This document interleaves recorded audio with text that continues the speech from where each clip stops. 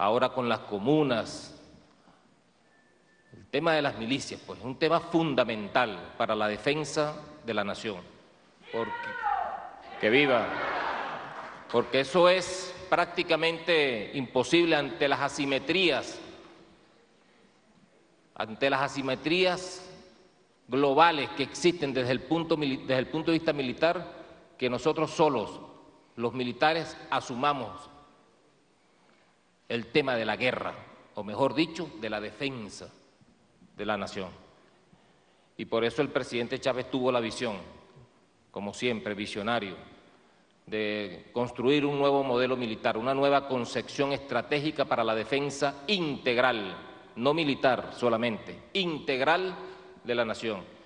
Y por eso estamos aquí, con un proceso bolivariano y revolucionario en marcha que se fortalece cada día más a propósito de esas premisas que nos llevó a los soldados de los cuarteles, a los barrios, a los campos, a las comunas, a las fábricas, a integrarnos todos como un solo cuerpo monolítico en función del progreso, del desarrollo, de la igualdad social. Esa fue la visión y bueno, venimos a hablar precisamente de uno de los temas que siempre manejamos, pues, los militares, el tema de la guerra, pero no es la guerra aquella concebida por la paz de Westfalia en 1684, ya en Westfalia, donde se le dio al Estado la preeminencia del uso y de la aplicación del poder militar. ¿Por qué se llama de cuarta generación? Bueno, porque a partir de allí surgió una primera generación, tomando en cuenta pues que la guerra como subproducto de la civilización tuvo su origen precisamente cuando se empezaron a constituir las sociedades. Y es a partir de allí cuando comenzamos a categorizarla de primera generación, segunda generación, tercera generación, cuarta generación y estamos hablando incluso hasta de quinta generación. La primera generación con unas características muy peculiares, militar, una guerra militar clásica de formaciones estructuradas, ordenadas por toques de corneta, donde la disciplina, la obediencia era lo que se imponía. Era lo que se imponía, las guerras napoleónicas. Y después, bueno, surgió con la aparición de la ciencia y la tecnología, bueno, el poder de fuego y el poder aéreo. Y surge entonces lo que llaman la segunda generación de la guerra. Ejemplo de ella, la Primera Guerra Mundial, una guerra estática, de trinchera, pero con el uso del poder masivo del fuego, del poder de fuego, con aparición de la aviación militar. Pero también surge después, con mayor contenido militar y ya no tanto obediencia, sino iniciativa en el campo de batalla, la tercera generación, que se circunscribe al tiempo de la Segunda Guerra Mundial, donde aparece el fenómeno de la guerra relámpago, aquella de los alemanes, el Blitzkrieg, guerra relámpago, con la aparición de los vehículos blindados, y bueno, eso le imprimió al campo de batalla una movilidad increíble, que hubo necesidad de imprimirle mayor velocidad a la tecnología que se aplicaba en el campo de batalla. Bueno, inteligencia, más movilidad, más protección blindada, más rapidez e iniciativa era lo que se imponía en esa generación de guerra, que era la tercera generación de guerra, como lo hemos visto. Pero después de ello comenzamos a ver, a partir del proceso globalizante,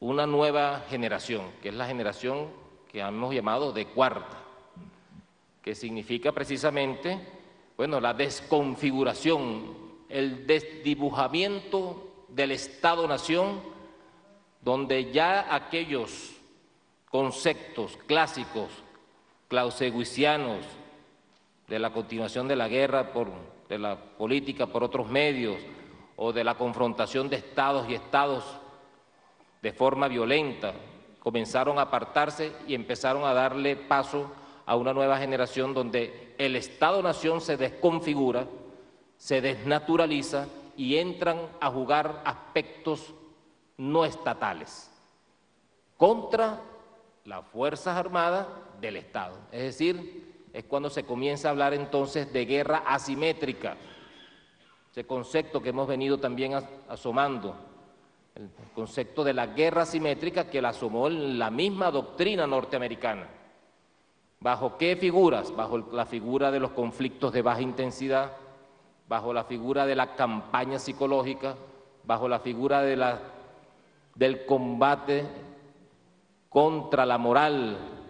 Y ahí juega un papel fundamentalísimo los medios de comunicación como instrumento de esa campaña mediática psicológica que no busca otra cosa, de acuerdo a la doctrina de los Estados Unidos, de cambiar conductas en masa, usando propagandas, bueno, en sus distintas clasificaciones como ellos lo hacen. Propaganda blanca, donde se conoce la autoría, propaganda gris, donde no se conoce la autoría, y propaganda negra, bueno, donde la autoría de la propaganda es falsa. Y bueno, y todos los conceptos que ellos utilizan, ¿no? Porque para ellos, realizan un estudio de operaciones psicológicas de una región o de un país en particular. De una región o un país en particular, un estudio completo. Y eso lo hicieron muy bien cuando fracasaron frente a Cuba, que comenzaron y agarraron a una cantidad de sociólogos y psicólogos y los sentaron en una mesa y empezaron a estudiar la idiosincrasia de pueblo a pueblo en Latinoamérica. Es decir, nos estudiaron de arriba abajo, cómo pensamos, cómo vestimos, si somos o no somos consumistas, etcétera, etcétera, etcétera. A pesar de que tenemos rasgos particulares, comunes en Latinoamérica, bueno, hay rasgos que nos distinguen, pues, y nos hacen diferentes de pueblo en pueblo. Bueno, en esa oportunidad, en 1965, crearon o hicieron un manual que se llamó el Manual del Perfecto Golpe de Estado en Latinoamérica, basado precisamente en el estudio socioeconómico, psicosocial de los pueblos. Y eso es un instrumento más de estudio de ellos para aplicarlo en Latinoamérica y aplicar sus intereses imperiales. Porque así como eso, tenemos también a Curcio Malaparte en 1931 en París, con su manual de las técnicas de golpe de Estado. Bueno, desde allí para acá se han desarrollado cualquier cantidad de técnicas.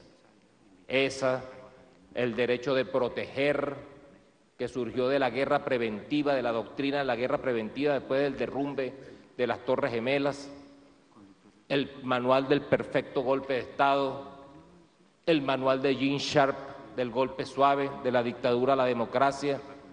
Bueno, una cantidad de bibliografía, de estudios profundos, precisamente para aplicarlas en este contexto de guerra de cuarta generación, que ya hay autores chinos en una obra que llaman Guerra sin restricciones, como lo decía al inicio, que están hablando de guerra de quinta generación.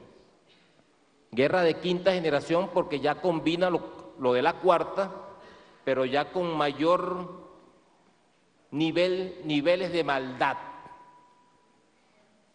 Y quiero decir con esto, bueno, que lo que buscan es precisamente el rostro del contrabando, del mercenariato, del sicariato, del socavamiento de la moral de nuestra juventud.